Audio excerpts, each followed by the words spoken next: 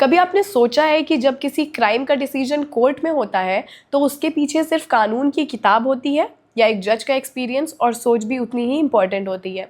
तो welcome to crazy studio podcast, जहां हम बात करते हैं उन टॉपिक्स पर जो सिर्फ न्यूज़ की हेडलाइंस तक सीमित नहीं होते, बल्कि हमारी एवरीडे लाइफ और सोसाइटी को डायरेक्टली अफेक्ट करते हैं। क्राइम और लॉ, ये दो ऐसे टॉपिक्स हैं जिन पर हर इंसान का एक ओपिनियन होता ही होता है।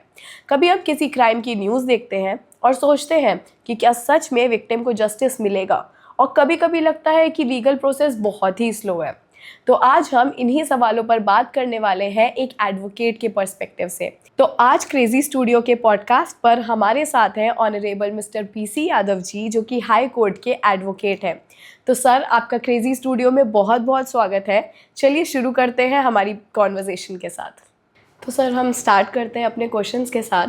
पहला सवाल मेरा आपसे ये है कि आम लोगों को लगता है कि क्राइम बढ़ते जा रहे हैं, लेकिन इंसाफ में बहुत ज़्यादा डिले होता है। तो एक एडवोकेट के नज़रिए से आप इस सिचुएशन को कैसे देखते हैं? देखिए, हम आपसे बता देना चाहता हूँ कि आम लोगों को अक्सर ऐसा लगता है कि अपराध बहुत बढ़ गए हैं, ठीक है, और न्याय मिलने में बहुत समय लगता है। लेकिन इसमें एक महत्वपूर्ण बात यह है कि आज की समय में अपराधों की रिपोर्टिंग पहले की तुलना में काफ़ी बढ़ गई है। पहले कोई अपराध रिपोर्ट नहीं होते थे, लेकिन अब लोग जागरूक हो गए हैं और शिकायत दर्ज करते हैं, ठीक है। जहाँ तक न्याय मिलने की समय लगने की बात है, तो न्यायिक प्रक्रिया में हर मामले को बहुत ध्यान से देखना पड़ता है। सबूतों की जांच, गवाहों को पूरा बयान और पूरी जांच प्रक्रिया को पूरा करना ज़रूरी होता है। अदालत का उद्देश्य केवल जल्दी में फैसला देना नहीं होगा, बल्कि सही और निष्पक्ष फैसला देना होता है, ठीक है। इसके अलावा न्यायपालिका लगातार प्रयास कर रही है कि लंबित मामलों को संख्या कम हो, जैसे फास्ट ट्रैक कोर्ट होता है, डिजिटल सुनवाई और न्यायाधीशों की संख्या बढ़ाने की जैसे होती है, ठीक है। ठीक है सर, तो अगला सवाल मेरा आपसे ये है कि लोग अक्सर कहते हैं कि कानून अंधा होता है। तो मैं आपसे पूछना चाहती हूँ कि क्या कानून सिर्फ रूल्स फॉलो करता है या उसमें इंसानी सोच और सेंसिटिविटी के लिए भी कुछ जगह होती है? जी जी जी, कानून अंधा होता है। इस कहावत का अर्थ यह है कि कानून किसी व्यक्ति की स्थिति, पैसा या प्रभाव देखकर निर्णय नहीं करता। कानून की नज़र में सभी लोग समान होते हैं, ठीक है। लेकिन इसका यह मतलब नहीं है कि उसमें मानवीय संवेदनशील संवेदनाओं की कोई जगह नहीं होती, ठीक। जब कोई न्यायाधीश किसी मामले का निर्णय करता है, तो उसमें केवल कानून की धाराओं को ही नहीं देखता, बल्कि मामले की परिस्थितियों को भी समझता है, ठीक है। कई बार सज़ा तय करते समय न्यायाधीश के पास विवेकाधिकार होता है, जहाँ पर वह मामले के मानवीय पहलुओं को भी ध्यान में रखकर निर्णय करते हैं। इसलिए कानून निष्पक्ष होता है, लेकिन उसका प्रयोग संवेदनशीलता के साथ किया जाता है। इसका मतलब ये होता है और कोई बात नहीं है। तो सर, मेरा अगला सवाल ये है कि कुछ केसेस में फ़ैसला जल्दी हो जाता है और कुछ केस सालों साल तक चलते रहते हैं। तो इसके पीछे क्या रीज़न है? जी जी जी, बहुत बढ़िया टॉपिक आपने किया, बहुत अच्छा सवाल आपने किया। इसके पीछे कई कारण होते हैं। कुछ मामले ऐसे होते हैं जिसमें सबूत अस्पष्ट होते हैं और गवाह भी आसानी से उपलब्ध होते हैं, इसलिए उसका निर्णय जल्दी हो जाता है। लेट होने का कारण ये होता है, कई मामले में बहुत जटिल होते हैं, उनमें कई गवाह होते हैं, कई दस्तावेज ऐसे होते हैं, जांच प्रक्रिया भी लंबी होती है, ठीक है। कभी कभी गवाह समय पर उपस्थित नहीं हो पाते हैं, तो इसके लिए समय लग जाता है और एविडेंस जुटाने में भी समय हो जाता है इसका। इसके अलावा हमारे न्यायिक तंत्र में अपील की व्यवस्था भी है। यदि किसी पक्ष को निर्णय से असहमति होती है, अगर निर्णय से असहमति होती है, तो न्यायिक प्रक्रिया में जो है कि अपील की व्यवस्था की गई है। किसी पक्ष को निर्णय से आपत्ति होती तो उसमें अदालत में अपील कर सकता है, जिसकी पूरी प्रक्रिया और लंबी हो सकती है। मामला बहुत ऐसा नहीं होता है, वो केस के ऊपर होता है कि केस किस ढंग से है, किस ढंग से किया जाता है। तो सर, एक और बहुत इम्पॉर्टेंट क्वेश्चन है मेरे पास आपके लिए कि अगर कोई आम इंसान किसी क्राइम का विक्टिम बन जाता है, तो उसे सबसे पहला लीगल स्टेप क्या लेना चाहिए? देखिए, हम आपको बता देना चाहता हूँ ये सबसे पहला और महत्वपूर्ण कदम ये होता है पीड़ित व्यक्ति का नज़दीकी पुलिस थानों में जा करके अपनी रिपोर्ट को लिखाएं, क्या उसके ऊपर घटना हुई है, कैसी घटनाएं हुई है। ठीक है, शुरुआत यहीं से होती है। इसके साथ साथ यह भी ज़रूरी है कि पीड़ित व्यक्ति उपलब्ध सबूतों को सुरक्षित रखें, जैसे दस्तावेज, मैसेज और अन्य प्रमाण जो है, उसके बाद एविडेंस जो होता है, उनको ज़रूरी होता है कि अपने पास रखें और पुलिस स्टेशन में जा कर के उसको मुहैया कराएं। ठीक है, यदि आवश्यकता हो तो किसी आप वकील को हायर कर लें, ताकि पीड़ित को आगे मतलब अपने अधिकारों को, कानूनी प्रक्रिया के बारे में सही जानकारी मिल सके, तभी उसके निर्णय हो सकता है, नहीं तो इसके पहले तो कोई हो नहीं सकता है।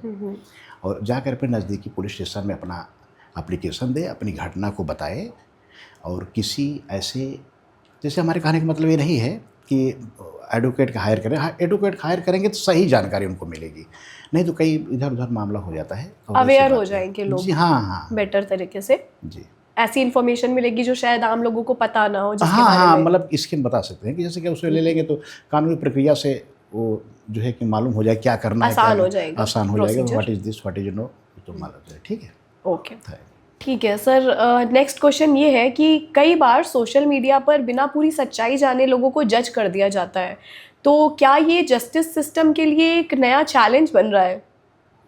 देखिए, हम आपको बता देना चाहते हैं कि आज के युग में सोशल मीडिया का प्लेटफार्म बहुत लंबा हो चुका है। ठीक है, कई बार पूरी सच्चाई सामने आने से पहले अपनी राय बना लेते हैं और किसी को दोषी या निर्दोष घोषित कर देते हैं सोशल मीडिया के माध्यम से। इससे यह समस्या होती है कि एक तरह का तो जनमत बन जाता है, जो कई बार वास्तविक तथ्यों को अलग हो सकता है, लेकिन अदालत का काम केवल सबूतों और कानून के आधार पर निर्णय देना होता है, ना कि लोगों की राय के आधार पर कानून प्रक्रिया में प्रोसीडिंग जो होती है। इसलिए ज़रूरी है कि लोगों को जिम्मेदारी होती है सोशल मीडिया का उपयोग करें और किसी मामले को अंतिम निर्णय और अदालत पर ही छोड़ें, ना कि उसमें अपने एडवाइस प्रोवाइड करें। अदालत जो है एविडेंस चाहता है, आपके अपराध भी जो होता है तथ्यों के आधार पर जो है कि उसका निर्णय देता है, ना कि आपके एडवाइस की ज़रूरत है। सोशल मीडिया आज का प्लेटफार्म में बहुत अच्छा कदम है, जिससे सभी लोग अपने गांव, घर और अपने जिनके पास सिस्टम नहीं पहुंच पाते हैं, तो उनके लिए सारी चीज़ उपलब्ध करा देता है। बहुत अच्छी बात होती है। ठीक है सर, तो नेक्स्ट क्वेश्चन ये है मेरा। जी, ये थोड़ा पर्सनल क्वेश्चन है कि जी। आपके जीवन में क्या कोई ऐसा केस आया है जो आपको पर्सनली काफ़ी इम्पैक्ट कर गया हो? देखिए, ऐसा है कि न्यायिक जीवन में कई ऐसे मामले आते हैं जो भावनात्मक रूप से चुनौतीपूर्ण होते हैं। ठीक है, विशेषकर जब उनमें पीड़ित कमज़ोर वर्ग से हो, जैसे बच्चे या बुजुर्ग। लेकिन एक न्यायाधीश का कर्तव्य होता है मैम कि वह अपने व्यक्तिगत भावनाओं को अलग रखकर केवल तथ्यों और कानून के आधार पर निर्णय ले, बिल्कुल। मतलब ना कि किसी के भावनात्मक रूप से नहीं। जो तथ्य होते हैं, जो एविडेंस होते हैं, उनको जो है देख के ही निर्णय लेना चाहिए। फिर भी कुछ मामले ऐसे होते हैं जो इंसान के रूप में आपको समाज की वास्तविकताओं और चुनौतियों के बारे में गहराइयों से सोचने पर मजबूर कर देता है। बिल्कुल। ठीक है, और ऐसी कोई बात नहीं है, जो है कि जो होता है सब मतलब कि अपने विवेक के अनुसार किया जाता है। जो तथ्य एविडेंस होते हैं, न्यायपालिका वही मानती है, बिल्कुल। ना कि भाई हम किसी की भावनात्मक रूप से देख करके, ना किसी की एडवाइस रूप के देख करके हम निर्णय लें, तो ऐसा कोई बात नहीं होती है। हमारे पास ऐसे कोई मामला, बहुत से मामले आए, लेकिन ये आप समझ लीजिए जो होता है रिटन, जो होता है प्रोसीडिंग, जो कानून संबंधी प्रोसीडिंग होती है, उसी अनुसार हम लोग करते हैं। और भावना देखकर, किसी का इमोशन देख के ये निर्णय नहीं लिया जा सकता। ठीक, ओके, बहुत अच्छा आंसर दिया आपने। तो सर, मेरा नेक्स्ट क्वेश्चन आपके लिए ये है कि सोशल मीडिया पर क्राइम बहुत ज़्यादा, साइबर क्राइम बहुत ज़्यादा बढ़ गया है, तो क्या ये लीगल सिस्टम के लिए एक नया चैलेंज बन सकता है? देखिए, साइबर अपराध आज के समय की एक बहुत बड़ी चुनौती हो चुकी है। बहुत से लोग साइबर क्राइम में ठगे जा चुके हैं। तकनीकी के बढ़ते उपयोग के साथ साथ इस प्रकार के अपराध भी बढ़ चुके हैं। ठीक है, भारत में इसके लिए सूचना प्रौद्योगिकी अधिनियम और अन्य संबंधित कानून मौजूद हैं। साथ ही पुलिस विभाग में साइबर सेल भी बनाए गए हैं, जो ऐसे मामलों की जांच करते हैं। हर पुलिस थानों में एक साइबर सेल का जो है बनाया गया है, उसमें जिसकी जांच होती है। लेकिन इसके साथ साथ लोगों को जागरूकता की भी बहुत ज़रूरी है। यदि लोग ऑनलाइन सुरक्षा के प्रति सतर्क नहीं रहते हैं तो साइबर अपराधों से बचा नहीं जा सकता है। बिल्कुल। जैसे कि साइबर अपराध की एक बहुत बड़ी चुनौती तो हो ही गई है, आप जानते ही हैं। साइबर के कारण जो है बहुत से लोग ठगे जा रहे हैं। कम से कम पर डे 2 लाख से ज़्यादा मुकदमे हिंदुस्तान में हमारे यहाँ से माई थिंकिंग लिखे जाते हैं। लेकिन इसमें आम आदमी की भी जिम्मेदारी होती है कि उससे बचें, ना कि साइबर क्राइम से के अंदर डीपली जाएं तो उनका शोषण हो सके। कई ऐसे मामले हमारे पास में आए हुए हैं, जैसे कि पैसा किसी से मंगा लिया गया, किसी से विदेशों से आप पता लगा कि पोर्ट पे आपके नाम से जो है वो गिफ्ट आया हुआ है, उसकी हमें यहाँ आयकर विभाग को आपको जमा करना है, आप इतना पैसा भेजिए। तो मतलब इस लोग से अगर ऐसी बात आती है आम आदमियों के बीच में, तो हमारे कहने का मतलब है कोई एक कानूनी सलाहकार जैसे कोई एडवोकेट वकील से समझ ले कि मामला क्या करना है क्या नहीं करना है, तो उस पर कदम उठाएं। और साइबर तो बहुत बड़ी चुनौती है, इस पर सरकार जो है बहुत डीपली प्रयास कर रही है कि रोकने के लिए। अच्छी बात है, सरकार की भी मैं सराहना करता हूँ। तो सर मेरा अगला सवाल ये है कि कई लोग डर की वजह से क्राइम का रिपोर्ट नहीं करते हैं, तो ऐसे लोगों को आप क्या कहना चाहते हैं या आप उनको क्या बोलना चाहते हैं, क्या सलाह देना चाहते हैं? देखिए मैम, इसमें सबसे महत्वपूर्ण बात यह है कि कानून से जो पीड़ित को सुरक्षा और संरक्षण प्रदान करता है, यदि कोई अपराध हुआ है तो उसकी रिपोर्ट करना बहुत ज़रूरी है। उसको छुपाएं मत, हो उस चीज़ को रिपोर्ट करना अपने नज़दीकी पुलिस स्टेशन में उसकी रिपोर्ट करवाएं। और जो लोगों को डर और दबाव की तरह से शिकायत दर्ज नहीं करते हैं तो अपराधियों का मनोबल बढ़ जाता है।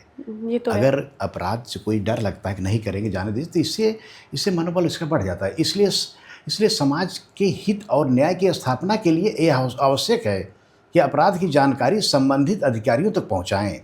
जो अपने नज़दीक पुलिस स्टेशन है वहाँ पे आप लिख कर दें, नहीं तो ज़िले में जो है कप्तान एसपी उनके यहाँ लिख के दें। उसको छुपाएं मत। कई बार ऐसे बड़े छोटे छोटे अपराध को छुपाने के में बहुत बड़े अपराध हो जाते हैं। इसके लिए मैं समाज को आपके माध्यम से मैं कहना चाहता हूँ कि इसको छुपाएं मत, इसकी रिपोर्ट करवाएं, तभी ये कम हो पाएगा, नहीं तो ये बढ़ता चले जाएगा। ठीक है। ज़्यादातर लोगों को सोसाइटी का डर रहता है। अरे भाई हो तो किसी लोग नहीं छुपाते थे, गलत बात है, इसको छुपाए मत। इससे जिससे कि अपराध जगत में बहुत बड़ा अपराध हो सकता है। छोटी छोटी बातों का छुपा लेंगे, आप अपने यहाँ नहीं बताएंगे, चलो जाने दीजिए, बताएंगे नहीं, किसी का डर लग रहा है, कोई फ़ोन से आपको धमकी दे रहा है कि बताओगे तो आपको ऐसे हत्या मर्डर कर देंगे, नहीं, इसकी कोई बात नहीं। वो जा करके अपने सुसंगित जो नज़दीकी पुलिस स्टेशन है, अपने अधिकारियों को इस बात की सूचना दें और रिपोर्ट दर्ज कराएं, ताकि अपराध रोका जा सके। क्राइम को दबाना भी एक तरह का क्राइम ही माना जाता है। बिल्कुल सही कहा सर। तो सर नेक्स्ट क्वेश्चन मेरा ये है कि मूवीज़ और वेब सीरीज़ में कोर्ट रूम ड्रामा बहुत ज़्यादा ड्रामेटिक दिखाया जाता है, तो असलियत पे ये कितना डिफरेंट होता है मूवीज़ या सीरीज़ से? देखो, मामला ऐसा है, फिल्मों और वेब सीरीज में अदालत के दृश्यों को मनोरंजन के उद्देश्य से काफ़ी नाटकीय बना दिया जाता है, जिसमें लेकिन वास्तविकता अदालत की कार्यवाही बहुत व्यवस्थित और अनुशासित होती है। हर पक्ष अपने तर्क और कानून के सबूतों के आधार पर प्रस्तुत करता है। ठीक है। अदालत का वातावरण पेशेवर और सम्मानजनक होता है, जहां सभी का उद्देश्य केवल न्याय प्राप्त करना होता है, ना कि उसको ड्रामेटिस्ट और नाटकीय ढंग से मनोरंजन के लिए उपयोग किया जा सके। ऐसी कोई बात नहीं है। जो दिखाते हैं तो मान लीजिए भाई अपने मनोरंजन के लिए दिखाते हैं, लेकिन ऐसा अदालत में ये सब करना जो है कि नहीं होता, जहाँ सभी का उद्देश्य केवल न्याय प्राप्त करना होता है। ठीक है। बहुत रिस्पेक्टफुल और सोफिस्टिकेटेड बिहेवियर रहता है। जी हाँ, उसको होना था। तो सर मेरा अगला क्वेश्चन ये है कि अगर आपको आज के यूथ को लॉ के बारे में कुछ एडवाइस देनी हो तो वो क्या होगी?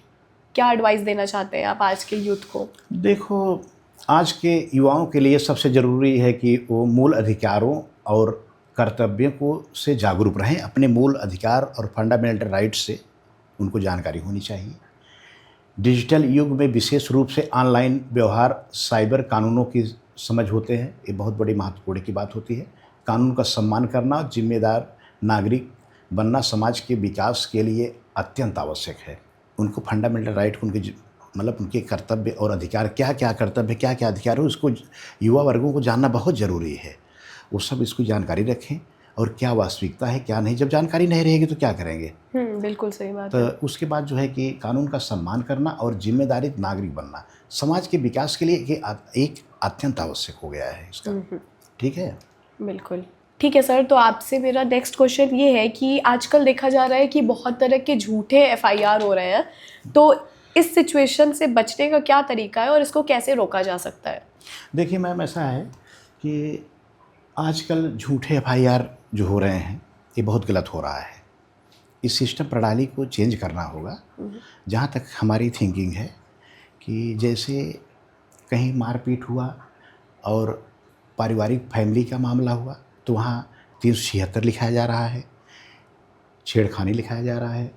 मामला चक्रोट और नाली का है, ज़मीन का है, तो उसमें 376 का लिखाया जा रहा है मामला। तो इस मामले में हमारे कहने का मतलब है कि इसमें सरकार की कार्यप्रणाली में कुछ सुधार करना पड़ेगा।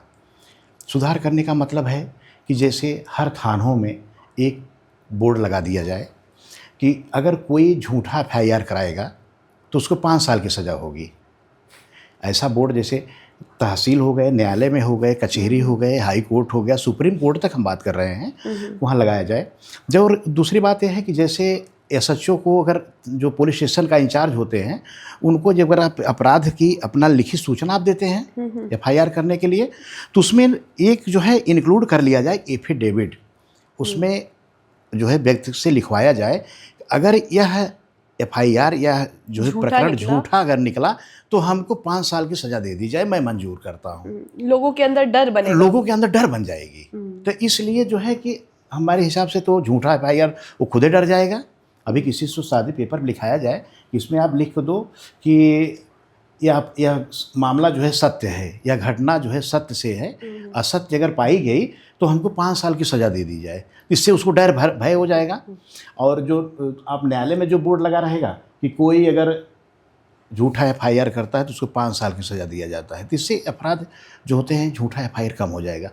आज की डेट में लगभग नहीं तो पूरे हिंदुस्तान में कम से कम है 3-2 लाख एफआईआर ऐसे होते हैं पर डे कि झूठे प्लेटफार्म को लेकर के करा देना।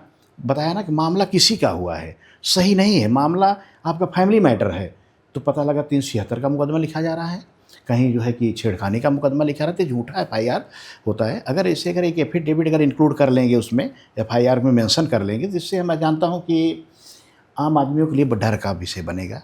वो ऐसा कदम नहीं उठाएगा जो है सत्य करेंगे, असत्य कुछ नहीं करेंगे। लोग कम से कम दूसरी बार सोचने में, हाँ दूसरी बार सोचने में सोचेंगे। जैसे बता दी गरीब बाप रे तो एफआईआर हो गया तो हमको 5 साल सजा हो गई अगर झूठा कर दिए तो। ऐसे तो कोई कुछ उनको उनके अगेंस्ट कोई एक्शन ही नहीं होता है। नहीं होता है तो जो कोई भी लिखा दिए एफआईआर कर दिए और उसमें जो है सरकार का जो प्रोसीडिंग होता है, इंक्वायरी ऑफिसर जो नियुक्त करते हैं उसकी जांच करते हैं, पता लगा कि ये घटना असत्य है तो उस पर फाइनल रिपोर्ट एफआईआर लगा के कोर्ट में भेज देते हैं। तो जो एफआईआर लिखाया है तो उसके लिए तो कुछ होता नहीं है, कुछ नहीं होता, वो ऐसे हो गया, चलो ठीक है, अगर मिला तो ठीक है, नहीं मिला तो कोई बात नहीं है, कुछ जा तो रहा नहीं है। उसके बाद जो है इससे जो है कि अपराध बढ़ता जा रहा है। जैसे जो शोषित व्यक्ति हैं, गरीब आदमी हैं, इसमें जैसे उच्च वर्ग के लोग हैं, अपने भय से, अपने दबाव से, राजनीतिक करियर को देखते हुए झूठे एफआईआर करा देते हैं। और जो है कि भाई झूठा निकला, पुलिस जो है आयो इंक्वायरी किया, इंक्वायरी करके बताया तो अगर झूठा निकला तो उसको एफआईआर लगा दिए, लेकिन उस व्यक्ति के ऊपर कुछ नहीं कार्रवाई हुई। कौन? जिसने एफआईआर लिखाया। तो इसकी प्रोसीडिंग अगर बन जाए, इसमें अगर ये लिखा जाए, मेंशन कर दिया जाए तुमको भाई 5 साल की सज़ा होगी, तो वो खुद डर जाएगा कि ऐसा झूठा रिपोर्ट करेंगे तो हमको सज़ा हो जाएगी, इससे अच्छा भैया हमको कुछ नहीं करना है। हिचकिचाएगा, उसके बाद भय बना रहेगा। इससे अदालत के कार्यों में बाधा नहीं होगी, पुलिस विभाग के भी प्रोसीडिंग में बाधा नहीं होगी, उनकी जो भागदौड़ में भी नहीं होगा। इससे न्याय पक्ष होगा, न्याय मिलेगा और सत्य घटना को प्रकाशित किया जाएगा। जो एक्चुअल केसेस होंगे उनको ज़्यादा प्रायोरिटी मिलेगी। जी जी, वही ज़्यादा प्रायोरिटी मिलेगी, इसको जो है किया जा सकता है। बिल्कुल सही कहा सर आपने। तो सर मेरा आपसे लास्ट और बहुत इम्पोर्टेंट क्वेश्चन ये है कि अगर आपको मौका मिलता है इंडियन जस्टिस सिस्टम में कुछ चेंजेस करने का, तो अपनी तरफ से आप ऐसा क्या चेंज करेंगे? देखो मैम, इसमें ऐसा है, यदि न्यायिक व्यवस्था में एक महत्वपूर्ण सुधार की बात की जाए तो सबसे पहले मामलों के त्वरित निपटारे पर ध्यान देना चाहिए। इसके लिए न्यायालय में के बुनियादी ढांचों पर मजबूत करना होगा, तकनीकी के उपयोग करना होगा, न्यायाधीशों की संख्या बढ़ाना होगा, क्योंकि कोई मामले ऐसे होते हैं जो कि बहुत लंबित खींचे जाते हैं। तो यदि लोगों के समय पर न्याय नहीं मिलता है, न्याय व्यवस्था के प्रति उनका विश्वास उठ जाता है, मजबूर हो जाता है। अगर समय पर उनको न्याय मिल जाता है तो जो लोग हैं अपने आप को संतुष्ट हो जाते हैं। इसमें कम से कम सरकार न्यायाधीशों की संख्या बढ़ाएं, मामले का निपटारा कराएं। हाई कोर्ट में हमारे यहाँ ऐसी ऐसी बातें होती हैं कि 3-3 4-4 महीने तक जो है कि लिस्टिंग नहीं होती है, पास ओवर हो जाता है। इससे जो है, जो हमारे समाज के जैसे जो निम्न प्रगति के लोग हैं, जो पढ़े लिखे नहीं हैं, मान लीजिए कुछ बहुत से ऐसे लोग हैं, तो उनको जो है, उनका जो है विश्वास उठ जाता है न्यायालय के प्रति से। लेकिन ऐसा नहीं करना चाहिए। तो इसमें ऐसा है कि अगर जजेस की संख्या बढ़ा दी जा सकती है, बेंचों की संख्या बढ़ा दी जा सकती है, तो इस मामले को जल्दी निपटारा हो जाएगा और समय पे उसको न्याय मिल जाएगा, और जो उम्मीद लगाया है न्याय से वो भी खुश हो जाएगा। सही बात भाई है। हमारा विचार तो मतलब माई थिंकिंग यही है। बिल्कुल बिल्कुल सही है, मुझे भी सही लगा ये चीज़ आपकी। तो सर मेरा आपसे नेक्स्ट क्वेश्चन ये है कि बहुत सारे रूरल एरियाज़ में या फिर कई जगह अर्बन एरियाज़ में भी औरतों को अपने अधिकारों के बारे में पता नहीं होता है। जी। तो उन लेडीज़ को आप क्या बताना चाहते हैं उनके अधिकारों के बारे में, उनकी सुरक्षा के बारे में, प्रोटेक्शन के बारे में? और कई जगह महिलाएं भी गलत होती हैं, आजकल तो बहुत ज़्यादा सुनने में आ रहा है। तो ऐसी सिचुएशंस के बारे में आपका क्या सोचना है? देखो मैम, इसमें हम बता देना चाहते हैं आपको कि महिलाओं को बहुत से फंडामेंटल राइट में दिया गया है, उनके बहुत से अधिकार दिए गए हैं। जैसे शादीशुदा महिलाएं हैं, अगर उनको कोई परेशान करता है तो उनके लिए भी घरेलू हिंसा DB एक्ट जैसे कानून की भी प्राविधान किया गया है। और मान लीजिए अगर कि शादी हुई है, अगर पति जो है ज़्यादा उनसे प्रलोभन करते हैं, दहेज मांगते हैं, तो उनके लिए भी न्यायालय की व्यवस्था की गई है। उनके लिए, महिलाओं के लिए एक फैमिली कोर्ट बनाया गया हुआ है। फैमिली कोर्ट का भी जो है व्यवस्था की गई है कि अपनी बात को फैमिली कोर्ट में जाकर के रखें वहाँ पे। तो उनके लिए, जैसे मान लीजिए कि पति उनको छोड़ दिया है, तो उनसे भरण पोषण का भी मुकदमा कर सकती हैं, मांग सकती हैं कि हमको भरण पोषण का मुकदमा दिया जाए। अगर उनको जो है दहेज की मांग होती है, तो दहेज प्रथा का भी सिस्टम है, प्रोसीडिंग है कि जा कर के कानून में है कि उनके लिए व्यवस्था की गई है। और अगर जैसे मान लीजिए कि उनको घर में मारपीट किया जा रहा है, इसकी भी व्यवस्था उनकी DB एक्ट के तहत तो मुकदमा लिखा सकती हैं कि जा कर के अपनी बात को न्यायालय में, अपनी नज़दीकी कोर्ट में, नज़दीकी थानों में अपनी लिखित सूचना दे सकती हैं, तो लिखाया जा सकता है। ठीक है। और ये तो रही इनके अधिकार की बात हो गई है। और प्रोटेक्शन की बात, देखो महिलाएं बहुत जैसे किया जाता है, कभी लव मैरिज का एक सिस्टम बहुत हो गया है। और मैं एक बात बताना आपको चाहता हूँ, एक नया सिस्टम आ गया है हिंदुस्तान में, तो विदेशों में था। पहले अंग्रेज़ों से हम लोग सीखते थे, पहले देखते थे, लिव इन रिलेशनशिप हो जाता है। तो इसमें ये तो बहुत ही बड़ा अजीब का मामला होता है कि जैसे लिव इन रिलेशनशिप 2 साल 3 साल तक रहिए, और उसके बाद जो है कि पता लगा कि शादी का नहीं किए, तो शादी का तो मुकदमा महिलाएं जाकर लिखा दी है, शादी का झांसा दे करके फंसाया गया, हमको जबरन हमारे साथ जो है कि शोषण किया गया। तो इसमें जो है कि honourable high court, honourable supreme court ने कुछ गाइडलाइन इशू किया है। अच्छा। कि अगर आप लिव इन रिलेशनशिप में हैं तो इसमें 376 जैसे मामले, पॉक्सो जैसे मामले नहीं इंक्लूड किए जाएंगे। वो अपनी मर्जी से अपनी मर्जी से रह रही हैं, अपनी मर्जी से रह रही हैं। तो ऐसी देखने की बहुत सी घटनाएं आप सुनी होंगी मैम, कि लव मैरिज तो मैं नहीं जानता कि बहुत सक्सेसफुल है। जो बहुत VIP पर्सन होते हैं, तो उनकी देखी देखा रूरल जो है कि लोगों में भी एक भावनाएं होती हैं। तो हमारे पास तो बहुत से फैमिली कोर्ट के मामले आते हैं कि पता चला, अब आप क्या मैं बताऊं आपको, सबसे लेटेस्ट के मामला हमारे यहाँ आ गया कि शादी होने के 9 दिन के बाद ही डिवोर्स की प्रक्रिया। अरे आप समझ लीजिए, जो कि वो लोग पहले से लिव इन रिलेशनशिप में रह रहे थे। कितने साल से? वो लगभग, मतलब इसको नहीं बताया कितने साल से, तो बताने को बता दिए कि हम 1 साल से रह रहे थे, लेकिन उसके पहले रह रहे थे। शादी हो गई, 9 दिन के बाद ही जो है लड़की पक्ष से आया कि मैं डिवोर्स ले लूँगी। अच्छा। हमको उनके घर में अच्छा नहीं लगता है, बस यही रीज़न था। बस एक रीजन हो जाता है। तो ये सब सफल नहीं होता है। इसी कारण महिलाएं जो है कि पहले जिससे शादी करना है उसको सोच समझ लें, और नहीं तो कई कई मामले देख रहे हैं ना कि काट के रख दे, ड्रम भर देते हैं, फ्रिज में रख देते हैं। ऐसी घटनाएं बहुत सी होती हैं हिंदुस्तान में। तो इसमें मैं हम कहना चाहते हैं कि महिलाओं को भी थोड़ा सा जागरूक होना पड़ेगा। और ऑनरेबल हाई कोर्ट ने भी ये प्रोसीडिंग गाइडलाइन किया है कि महिलाएं भी भाई पढ़ी लिखी हैं, तो उनको भी ध्यान देना चाहिए कि हमको कैसा, मतलब अपना जीवन साथी कैसा चुनना है। जब आप इंडिपेंडेंट हो गई हैं, जब आप आपको हाँ, पढ़ाया लिखाया गया है, आप अपने राइट्स से अपने एकदम राइट्स अवेयर है, को फिर तब उसको जानकारी होनी चाहिए। नहीं तो पता लगा कि शादी हुई, शादी होने के बाद जो है बहुत सी महिलाएं ऐसी भी हैं, ऐसे भी मुकदमे हमारे पास फैमिली कोर्ट में हैं कि जो है कि अपना पैसा भरण पोषण ले रहे हैं, मेंटेनेंस ले रही हैं, अभी रिलेशनशिप में हैं, अपने हस्बैंड से जो है मेंटेनेंस ले रही हैं, लेकिन वहाँ से लेकर जाती हैं और लिव इन रिलेशनशिप में हैं वो, और बताती नहीं कि हम लिव इन रिलेशनशिप में हैं, और जो उनका हस्बैंड है वो झोला लेकर टहलता है। वो कोर्ट पे आना और कोर्ट पे जाना, कोर्ट द्वारा पैसे देना, पैसा नहीं दिया तो NBW करवाना, बेचारा क्या करेगा, ये तो गलत उसको बात देता है। है। तो कुछ बात ऐसी है, देखो एक मछली पूरे तालाब को गंदा कर देती है, कहावत कही गई है। बिल्कुल। तो वो जाएंगी अपना, कई महिलाएं तो ऐसी हैं, कई बार तो हम ऐसे की घटना को अंजाम हुआ है कि जैसे कहीं होटल में पकड़ी गई हैं, उसका हस्बैंड पीछे पीछे लगा है, वो जैसे होटल में गए, उससे फ़ोन किए कि वकील साहब ऐसी सी बात है, मेरी पत्नी जो है एक होटल में इतने कमरे नंबर में है, हम उसके जो है लायर होने के कारण उसको हम सही रास्ता बताएंगे कि आप जो है वहाँ पे 112 की व्यवस्था की गई है, पुलिस बुलाइए और उसकी रिकॉर्डिंग कराइए। कोर्ट ये मानती है कि अगर कहीं होटल में पकड़े गए तो डिवोर्स की प्रक्रिया तुरंत जो है करवा दी जाएगी। अच्छा। और ये नहीं कि आप बता दें कि उनका अफेयर उनसे है, उनका अफेयर उनसे हो, चाहे पति हो चाहे पत्नी हो, डोंट एक्सेप्ट, जो है कि अदालत नहीं एक्सेप्ट करती है without any proof, without any proof का जो होता है रिटन में ही होता है। अब तो सुप्रीम कोर्ट ने एक गाइडलाइन निकाल दिया है कि व्हाट्सअप चैट भी मान्य होगा। अच्छा। अगर जैसे व्हाट्सअप पे चैट है, रिकॉर्डिंग है, तो वो भी मान्य होगा, वो भी अगर आप चाहते हैं तो डिवोर्स की प्रक्रिया बन सकती है। लेकिन सर वो तो AI से भी जनरेट किया जा सकता है। हाँ, देखो ऐसा, देखिए हिंदुस्तान है, AI से जनरेट हुआ। देखिए हाँ, ये भी बात आपने बहुत पॉइंट वाली बात आपने किया।